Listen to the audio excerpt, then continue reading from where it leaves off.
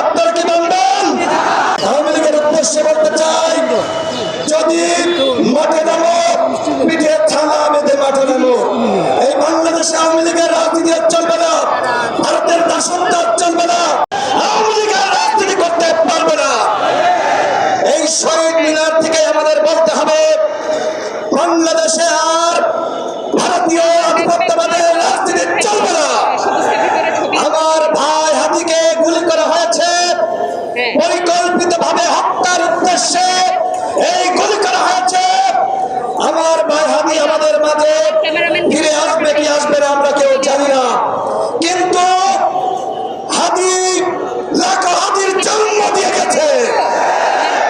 আমরা প্রস্তুত রয়েছি ওই ভারতীয় দালালদেরকে, যারা বাংলাদেশকে জিম্মি করতে চায়, যারা বাংলাদেশকে একটি গলদ রাজ্য বানাতে চায়। এই বাংলাদেশ আর কখনোই ভারতের দাদাগিরি মানবে না। আওয়ামী লীগ বাংলাদেশের রাজনীতি করতে চাই, আমরা কি মেনে নিব বন্ধুগণ? হাবিবার সাথে আমার সর্বশেষ স্মৃতি, একটা প্রোগ্রামে আমি এবং সে পাশাপাশি ছিলাম। আমি তাকে বলেছিলাম, আওয়ামী লীগ এখন স্বপ্ন দেখছে স্বতন্ত্র লীগ রূপে ফিরে আসতে চায়।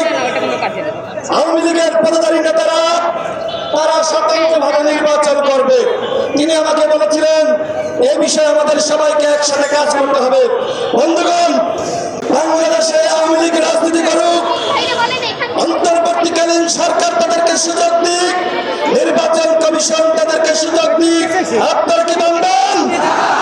এই বাংলার মাটিতে আওয়ামী লীগের রাজনীতি আর চলবে না। আগামী নির্বাচনে আওয়ামী লীগ অংশ নিতে পারবে না।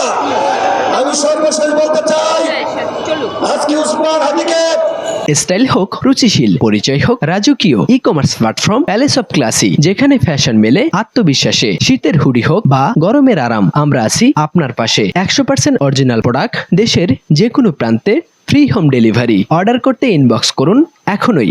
Palace of classy, B classy, be confident. যেভাবে রক্তাক্ত করা হচ্ছে, হত্যার উদ্দেশ্যে গুলি চালানো হয়েছে, আমরা দেখছি ফেসবুকে বিভিন্ন ঘুরে বেড়াচ্ছে, আমাদেরকে নাকি টার্গেট করা হয়েছে। আমরা কি ভয় পাই?